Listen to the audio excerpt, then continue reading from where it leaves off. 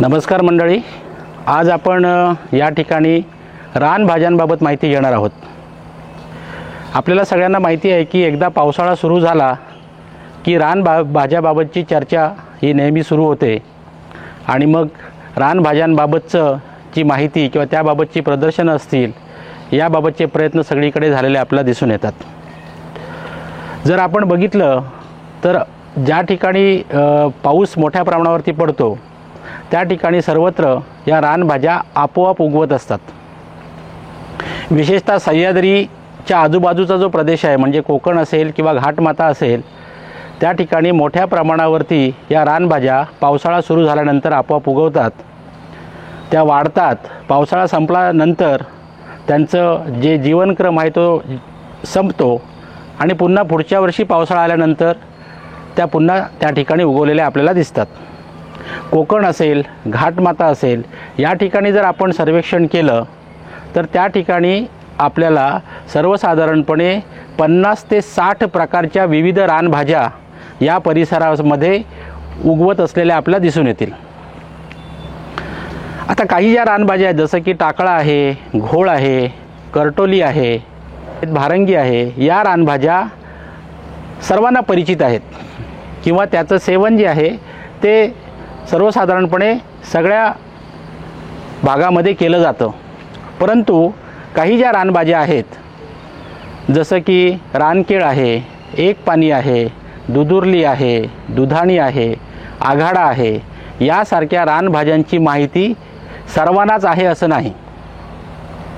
त्यामुळे प्रत्येक भागामध्ये काही ठराविक भाज्या ह्या रानभाज्या सेवनासाठी म्हणून वापरल्या जातात।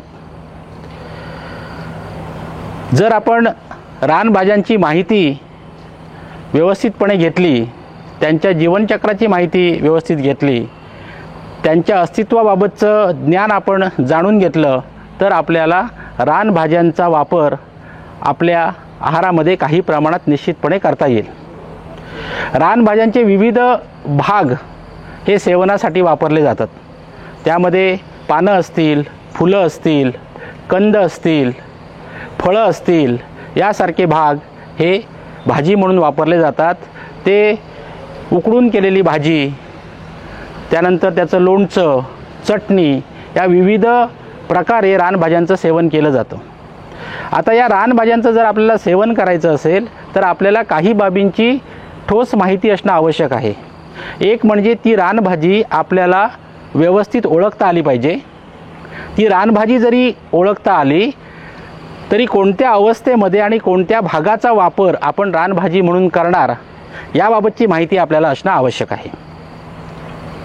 याचबरोबर एक गोष्ट या ठिकाणी लक्षात ठेवणं आवश्यक आहे, ती म्हणजे रानभाज्या ज्या आहेत त्या ठराविक प्रमाणामध्ये आणि ठराविक हंगामामध्येच आपल्याला त्यांचा वापर केला पाहिजे। कारण ह्या काही व्यापारी भाज्या नाहीत। एखाद्या रानभाजीचं सेवन जर जास्त प्रमाणात झालं तर त्याचा काहीसा त्रास देखील आपल्याला होऊ शकतो। त्यामुळे याचं देखील आपल्याला भान ठेवणं गरजेचं आहे। रानभाज्यांचा वापर असेल किंवा रानभाज्यांचं संवर्धन असेल याबाबत आपल्याला काही गोष्टी निश्चितपणे करणं गरजेचं आहे। आता या रानभाज्या ज्या आहेत त्या दिवसेंदिवस कमी होत जाताना आपल्याला दिसतात। याचं कारण काय तर जर आपण बघितलं तर अलीकडच्या काळामध्ये तणनाशकांचा वापर हा मोठ्या प्रमाणामध्ये होतो आणि तणनाशकं ही रानभाज्यांची सगळ्यात मोठी शत्रू आहेत असं म्हटलं वावगं ठरणार नाही। त्याचबरोबर उन्हाळ्यात लागणारे वणवे असतील किंवा जमीन सपाटीकरणासाठी आपण वापरणारी यंत्रसामुग्री असेल, या सगळ्यांचा जर वापर आपण केला तर या रानभाजींचं अस्तित्व दिवसेंदिवस कमी झालेलं दिसून येईल। आणि म्हणून याचं संवर्धन ज्या ठिकाणी आपल्याला करायचं आहे त्या ठिकाणी तणनाशकांचा वापर असेल किंवा जमिनीचं सपाटीकरण असेल किंवा वणवे लागणार नाही याची आपल्याला काळजी घेणं अत्यंत आवश्यक आहे। दुसरं आपण एक गोष्ट या ठिकाणी लक्षात ठेवणं आवश्यक आहे, त्या रानभाज्यांमध्ये अनेक औषधी गुणधर्म आहेत आणि हे औषधी गुणधर्म ही ती भाजी त्या रानामध्ये उगवते म्हणून त्याच्यामध्ये जास्त प्रमाणात आहेत। त्यामुळे रानभाज्यांचा व्यापारी पद्धतीने लागवड करण्याचा अट्टाहास किंवा प्रयत्न टाळला पाहिजे।